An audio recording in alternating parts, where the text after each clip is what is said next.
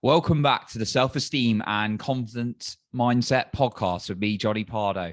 Today, I have a special guest on the episode with me, Lisa, who is a high-performance coach, a best-selling author, and much, much more. So I'm looking forward to our conversation today, where we're going to be talking about self-confidence and high-performance habits. So welcome to the show, Lisa. Hey, Lisa. Hey, Johnny, thank you so much for having me. I'm excited to be here. Well, I'm excited you're here as well. We're going to have a great conversation. I always see so much great content you're putting out there. And I know kind of from us making friends, the value you're going to give to people as well. So looking forward to the conversation. So just a quick introduction to Lisa. Of course, we've just talked about, obviously, Lisa's helps as a high performance coach, getting some of the best performance out of individuals. And she's an author as well. But tell us, Lisa, a little bit more about yourself and kind of what got you into this area. Well, I've been an entrepreneur my whole life and I'm passionate about helping people become resilient. And just, it's always been sort of a bumpy road for me, never like straight shot up. So when the whole pandemic happened and I felt scared, I decided to launch my podcast about going from stuck to unstoppable. It's called Whole CEO with Lisa G. So sit down with experts like yourself, offering tips, hacks, and ways to help people get better, because I've been really through it all, I'll be honest. And then the pandemic happened. And then before that, even had like my YouTube channel stolen, my Instagram stolen, like all kinds of crazy stuff. So I had to become resilient. And I felt like I had a message to share with the world about resilience, bouncing back better. And I help busy executives who have everything else together also value their own life and find that elusive work-life balance.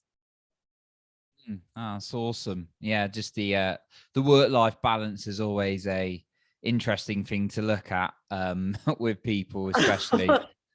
Absolutely. I don't think it exists. I think it's just when you're doing something you're passionate about, you have to set priorities, but work will come up sometimes in the night and on the weekends. You just got to roll with that if you're a high performer.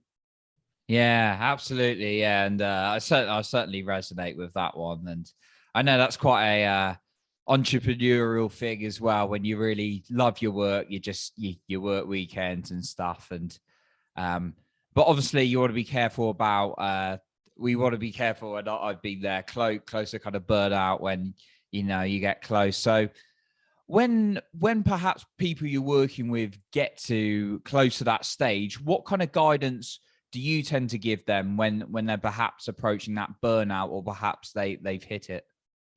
Well, I know what happens to me. Like I've approached that burnout on a consistent basis. And for me, it's like, even though we have all these deadlines, it's only when I take time away, either in a meditative state or a vacation, or just walk in the park or travel if you can travel to go skiing.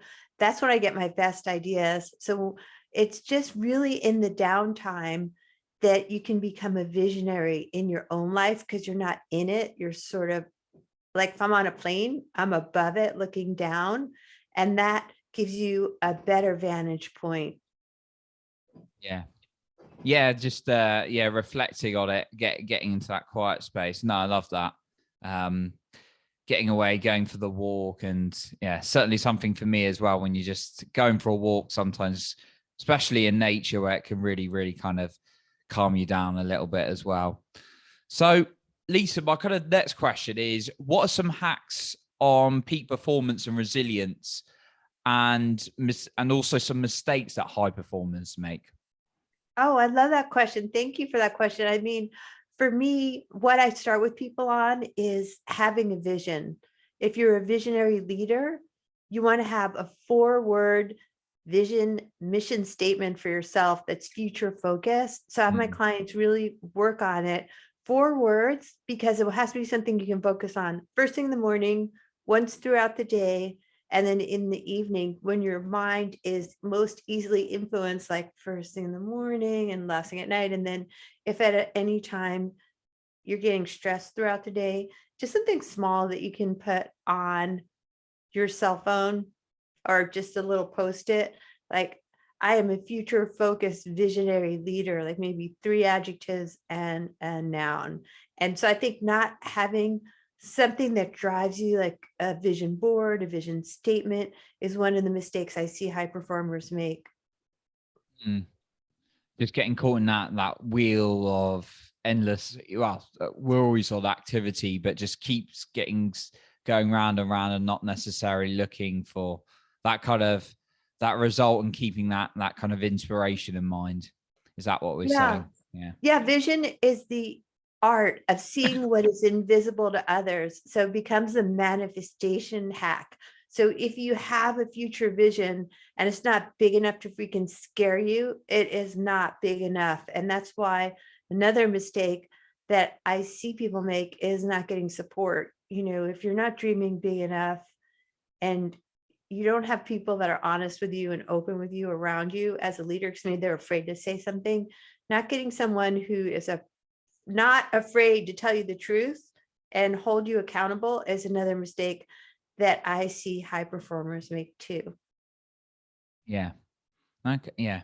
Yeah. Having that extra perspective can be really, really helpful as well. So great points in that one. So that tend to, obviously, people tend to be listening to this on different ages, and sometimes when you kind of hit above, whether you're a parent or not, you can get into your sort of like 40s and above, and you sometimes see people really getting stressed, getting overwhelmed, and those kind of things. But also, obviously, we see that at all ages, in your 20s, in your 30s.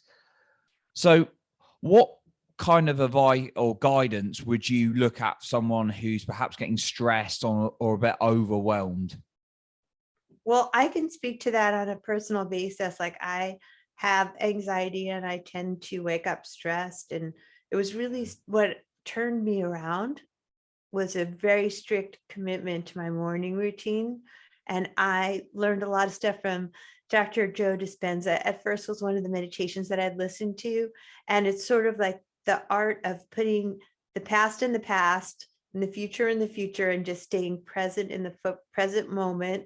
So when I'm anxious, when I'm stressed, meditation is a tool that can help me. Exercise is something that is a non-negotiable for me, just the same as having a morning mindset routine, because those are the things that keep you focused as a high performer.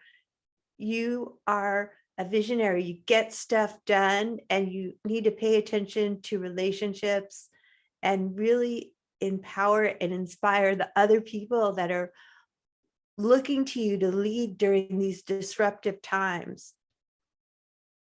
Yeah, like that. Keeping the present moment, having routines that make you feel good, right? Like whether that's meditation or exercise, what kind of works for you. And yeah, totally love the Joe Dispenza reference. I've been coming into his work more in recent months than ever before, really. And yeah, it's amazing, some of his work. So great reference there. Joe Dispenza, definitely check him out. Very intelligent guy, but he does break it down into simple language as much as possible, considering the complexity of the things he's teaching as well. So yeah, appreciate that. So one thing I wanted to talk about is, like, we're as human beings, we tend to be busy. Everyone seems to be busy these days, right? Right. I'm busy doing this, or it's very busy. I've got a lot going on right now, and my personal opinion is that everyone in the world's always busy. It's just a case of prioritizing what's most important. You could be busy watching Netflix. You could be busy working out. You could be busy running your business. You could be busy in a day job. You could be busy your family. There's or combination, obviously. So if someone was really busy, said to you they were busy, how do you kind of guide them to get out of that a little bit? Oh, I love this question, Johnny. Thank you for this question, because let's be honest. we all have the same 24 hours in a day.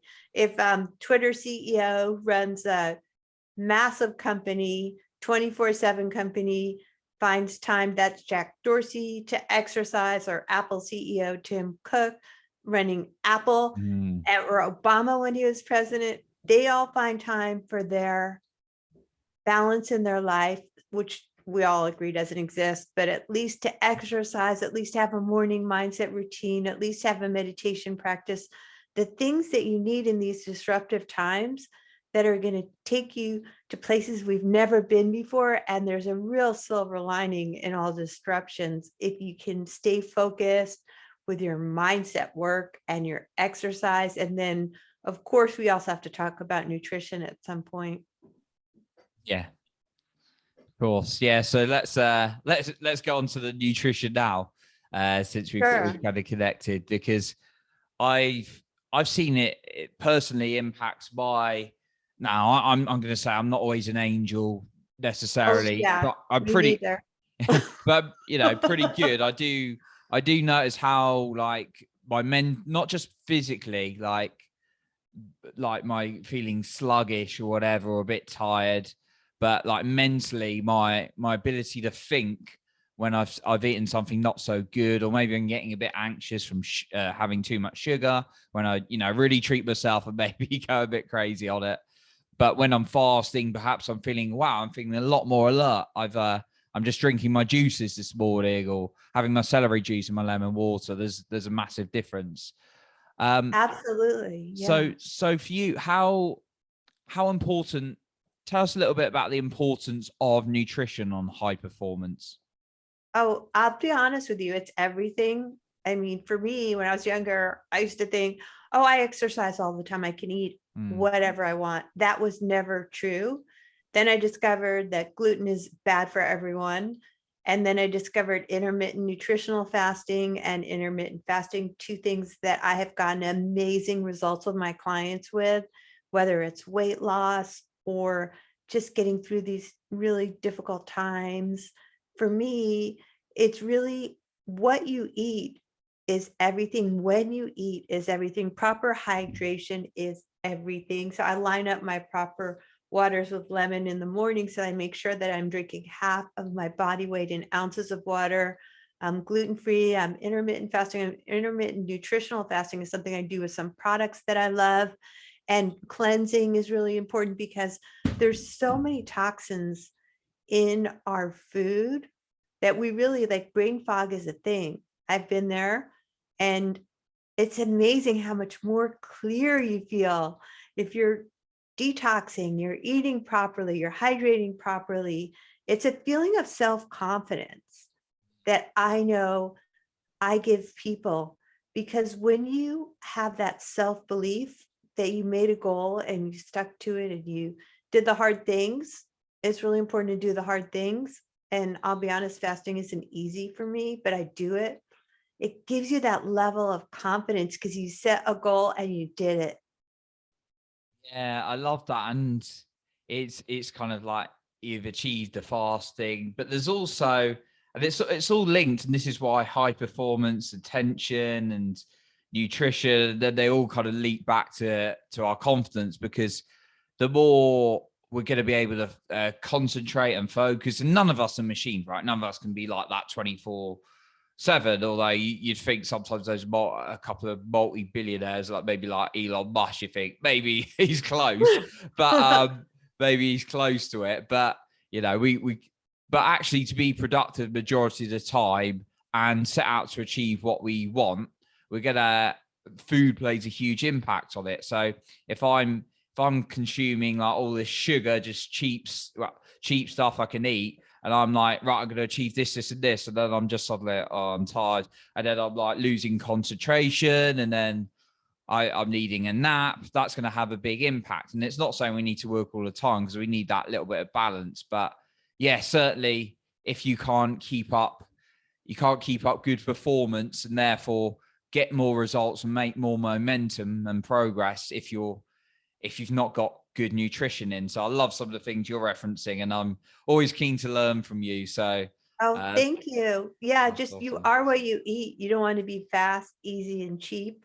You want to have high quality protein. You want to have stay hydrated. And it just makes you feel so much better about yourself when you value your life and your health and your longevity. I'm all about biohacking and aging in reverse. Ah, love it. I remember probably wasn't on my healthiest period, but I came up to Tony Robbins Life Mastery, and you have a proper cleanse, like fruit and vegetables, and some veg are banned from it. It's like smoothies. It's absolutely no coffee, which that was the biggest challenge for me. Oh my gosh, no Yeah, coffee. I mean, I'm a black coffee drinker, so it's not like it's a Yeah, high sugar kind of drink. Although I used to like a soy latte before they changed the yeah, milk in my local cafe. Well, in Costa here, but anyway, that was a good thing because I stopped me having it. But wow. yeah, you'd have like fruit, you'd have vegetables, you wouldn't have. There's like no coffee, no chocolate, no proteins. It's just fruit and veg because it's really allowing Wow. your liver to get that proper recovery for 5 days. It's not for a long time, but Yeah.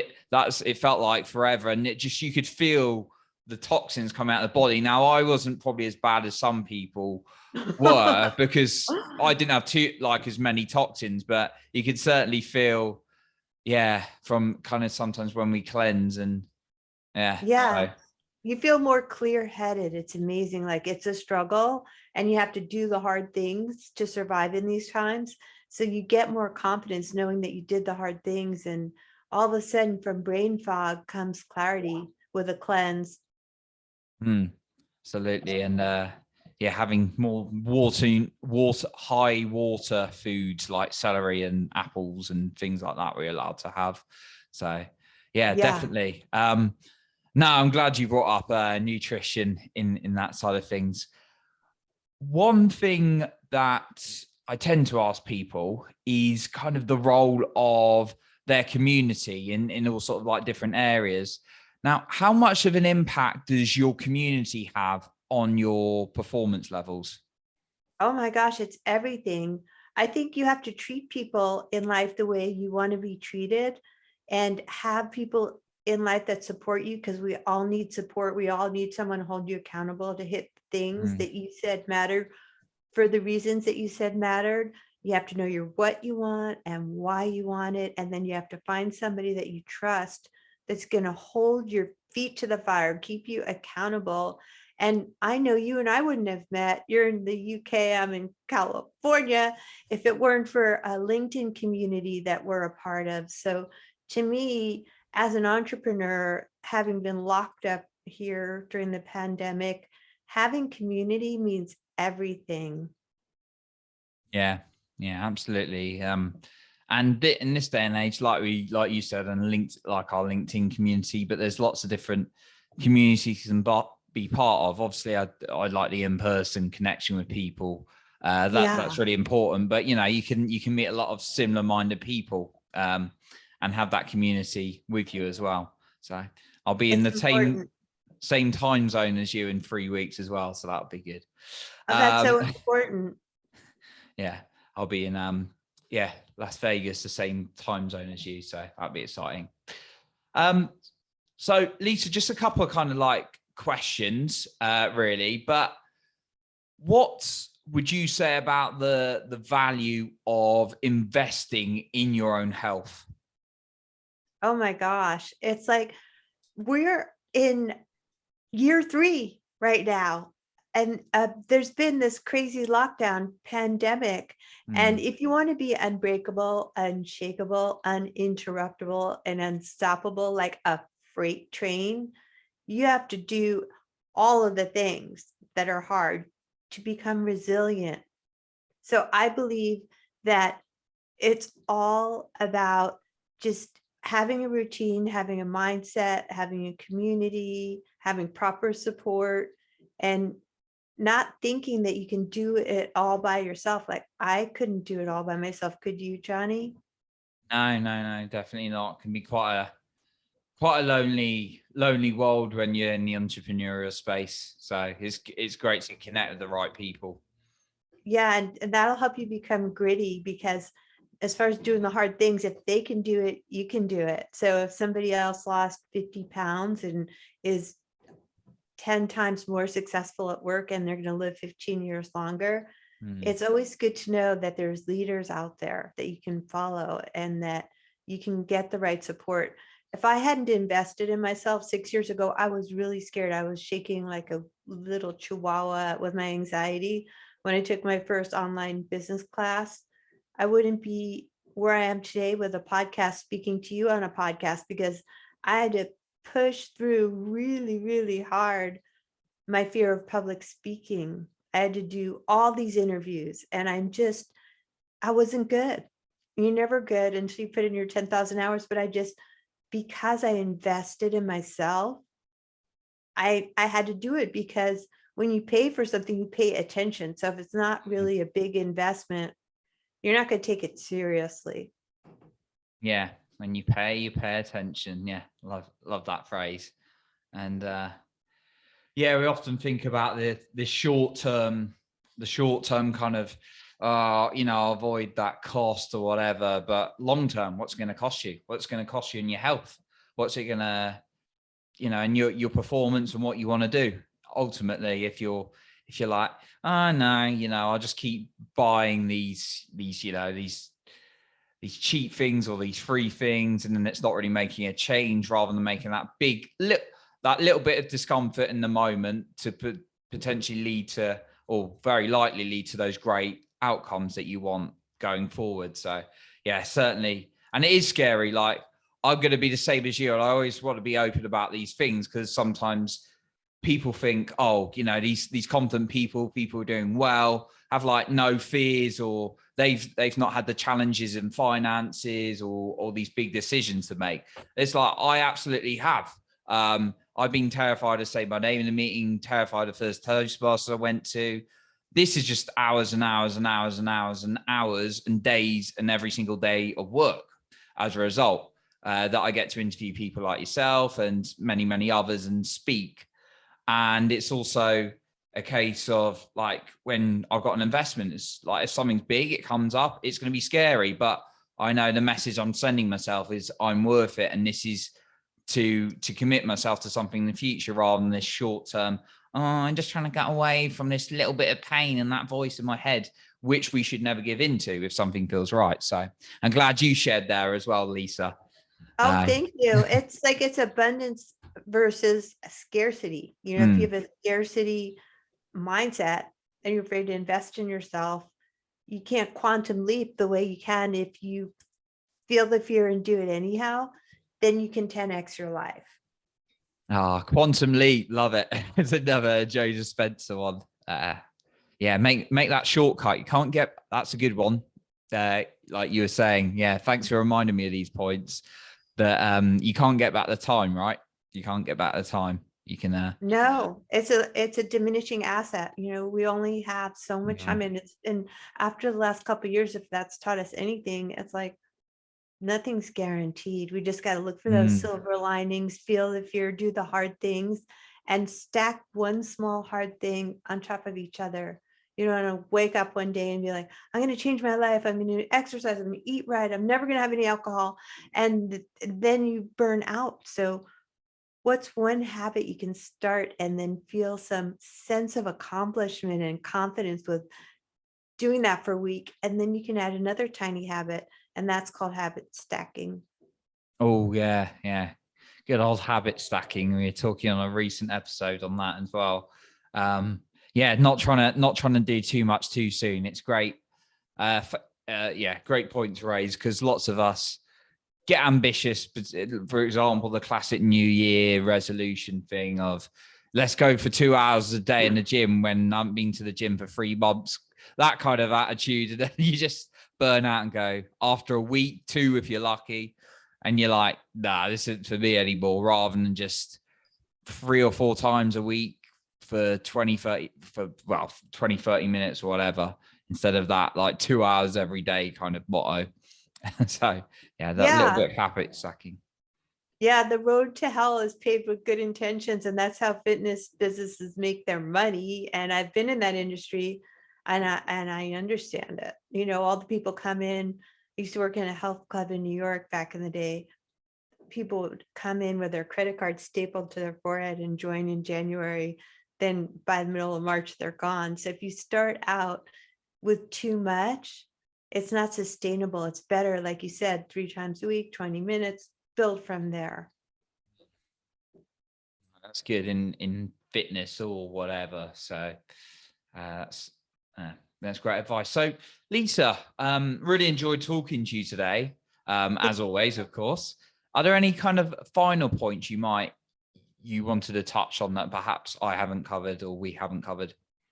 I just really want to encourage you guys to keep going with finding the right mindset, resilience, fitness, find a morning routine, find one thing, like what is one thing you can do today, write it down, and then just focus on what you want to focus on. Make sure that you write down your top 4 for the day, 4 to thrive or 5 to thrive, whatever it is, and just make priorities, set priorities, make yourself a priority, because leadership begins with self-leadership.